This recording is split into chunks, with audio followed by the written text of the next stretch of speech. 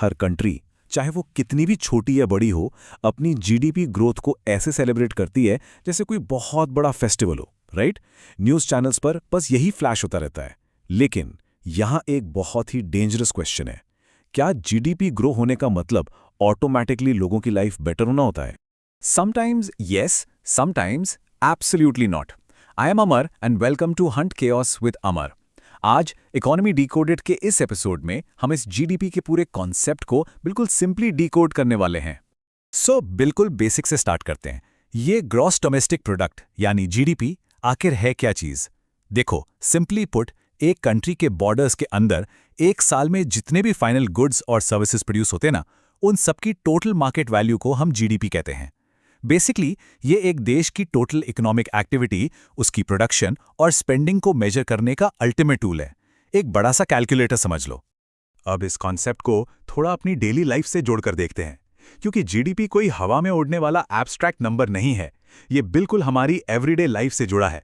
सोचो, जो फैक्ट्रीज नए गुड्स बना रही हैं, रेस्टोरेंट्स जहां हम वीकेंड पर खाना खाते हैं, ऑनलाइन बिजनेसेस जो नई नई सर्विसेज दे रहे हैं, यहां तक कि जब तुम एक नया फोन या कार खरीदते हो ना, ये सब कुछ जीडीपी में काउंट होता है। सिंपल रूल है, जब भी मार्केट में पैसा एक्सचेंज होता है और कोई नया इकोनॉमिक आउटपुट क्रिएट होता है, हमारी इकोनॉमी का इंजन थोड़ा और आगे बढ़ जाता है। ओके, अब थोड़ा सा टाइम ट्रैवल करते हैं और 1934 में चलते हैं। ग्रेट डिप्रेशन का टाइम चल रहा था और तुम्हें पता है सबसे अजीब बात क्या थी?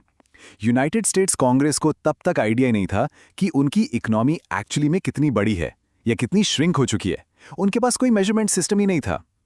तब इकोनॉमिस्ट साइमन कुजनेट्स ने ये मॉडर्न जीडीपी का कॉन्सेप्ट डेवलप किया ताकि पूरी नेशनल इकोनॉमी के साइज को ना एक सिंगल फ्रेमवर्क में लाया जा सके। गेम चेंजर था ये उस वक्त। तो अब सवाल ये आता है कि गवर्नमेंट्स इस एक सिंगल मेट्रिक के पीछे इतनी हैवीली ऑब्सेस्ड क्यों रहती हैं? देखो, सिंपल सी बात है। एक बड़ी इकोनॉमी का मतलब होता है स्ट्रॉन्ग इंटरनल डिमांड और ऑब्वियसली बहुत सारा डोमेस्टिक और फॉरेन इन्वेस्टमेंट। गवर्नमेंट्स जीडीपी को यूज करती हैं टोटल इकोनॉमिक साइज को नापने के लिए, अपनी ग्रोथ को दूसरे देशों से कंपेयर करने के लिए और सबसे इंपॉर्टेंट, इंटरनेशनल लेवल पर अपना ग्लोबल इन्फ्लुएंस बढ़ाने के लिए, क्योंकि इस दुनिया में बड़ी जीडीपी का सीधा सा मतलब है ज्यादा पावर। ऑलराइट, तो अब मैं मुद्दे पर आते हैं कि आखिर एक देश की जीडीपी इंक्रीज कैसे होती है।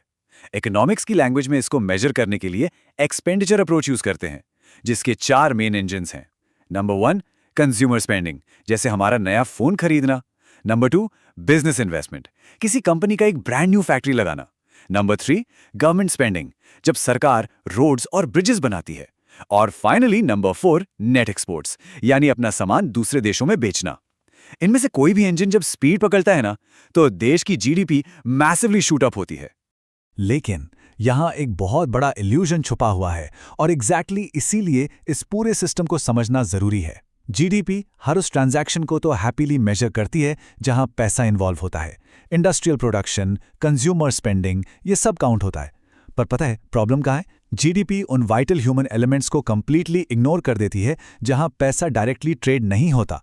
अनपेड डोमेस्टिक वर्क जो घर पे होता है, एनवायरनमेंट का मैसिव डैमेज, पोल्यूशन और यहां तक कि आम लोगों की हेल्थ, इन सब चीजों का जीडीपी के पास कोई रिकॉर्ड ही नहीं है। It just doesn't care.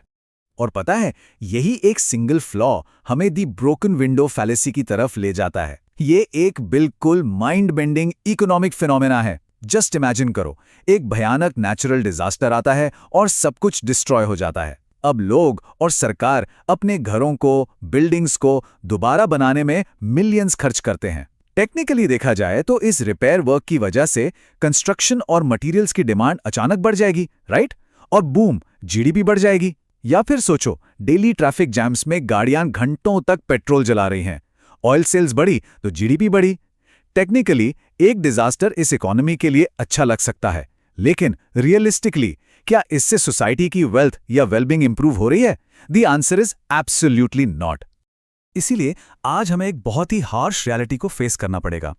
GDP growth का ऑटोमैटिकली ये मतलब बिल्कुल नहीं होता कि देश में लोगों की खुशी बढ़ रही है या वेल्थ इक्वालिटी आ रही है। सोचो, एक देश की जीडीपी तो हेवीली डबल डिजिट में ग्रो कर सकती है, लेकिन ग्राउंड रियलिटी में वहां डीप इनकम इनइक्वालिटी हो सकती है। वहां की सिटीज हाईली एक्सपेंसिव और अनलिवेबल हो सकते हैं और ग्रोथ सिर्फ कुछ टॉप सेक्टर्स तक ही लिमिटेड रह सकती है। इसको हम जॉबलेस ग्रोथ कहते हैं, जहां एक्चुअली वेल्थ आम लोगों तक तो पहुंचती ही नहीं है। और इन सब में सबसे फैसिनेटिंग और थोड़ी अजीब बात क्या है पता है? जिस इंसान ने जीडीपी बनाई थी ना, साइमन कुजनेट्स, उन्होंने खुद 1934 में एक एक्सप्लिसिट वार्निंग दी थी। उन्होंने परफेक्टली क्लियर शब्दों में कहा था, the welfare of a nation can scarcely be inferred from a measurement of national income. यानी जिस इंसान ने इस सिस्टम को क्रिएट किया, उसने खुद दुनिया को वार्न किया था कि किसी भी देश की खुशी या वेलफेयर को सिर्फ उसकी नेशनल इनकम के नंबर से जज मत करना। पर हमने क्या किया? हमने एग्जैक्टली वही किया। इसलिए ये लाइन हमेशा याद रखना, जीडीपी इकोनॉमी का साइज मेजर करता है, लेकिन सोसाइटी की क्वालिटी नहीं। ये एक ऐसा रियलाइजेशन है जो अगली बार जब भी तुम न्यूज में double digit GDP growth rate flash होते हुए देखोगे ना, तो उसको देखने का तुम्हारा पर्सपेक्टिव कंप्लीटली चेंज कर देगा। तो फिर सॉल्यूशन क्या है? मॉडर्न इकोनॉमिस्ट्स इसको फिक्स करने के लिए क्या कर रहे हैं?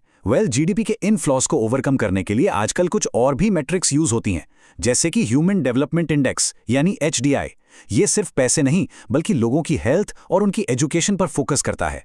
फिर आता है बेटर लाइफ इंडेक्स, जो सिर्फ इनकम नहीं, बल्कि क्वालिटी ऑफ लाइफ, हाउसिंग और कम्युनिटी फीलिंग्स को ट्रैक करता है। और एक है जेन्युइन प्रोग्रेस इंडिकेटर यानी GPI। ये तो और भी स्मार्ट है। ये इकोनॉमिक ग्रोथ में से पोल्यूशन और एनवायरमेंटल डैमेज की कॉस्ट को माइनस कर देता है, ताकि हमें देश की ट्रू वेल्थ की एक्चुअल पिक्चर मिल सके। लेकिन देखो, हमारी जर्नी बस यहीं पर खत्म नहीं होती। जीडीपी तो इस जाइगेंटिक इकोनॉमिक पजल का सिर्फ एक फाउंडेशनल ब्लॉक है। हम आगे ये भी समझेंगे कि इंडिविजुअल वेल्थ को एग्जैक्टली मेजर कैसे किया जाता है, पर कैपिटा इनकम पूरी पिक्चर को कैसे बदल देती है, इन्फ्लेशन साइलेंटली हमारी पॉकेट से पैसे कैसे चुरा रहा है, और गवर्नमेंट के इन टैक्सेस का आखिर रियल गेम क्या है। ये सब हम आगे इस शो में डीपली डिकोड करने वाले हैं। अगर इस वीडियो ने जीडीपी को देखने का तुम्हारा पर्सपेक्टिव चेंज किया हो, तो वीडियो को लाइक करो, सब्सक्राइब करो और इस जर्नी का पार्ट बनो, because slowly we are decoding the entire economic system together. अगर जीडीपी ग्रोथ अलोन इनफ नहीं है, तो फिर एक्चुअली इंपॉर्टेंट क्या है? Think about it. Until next time.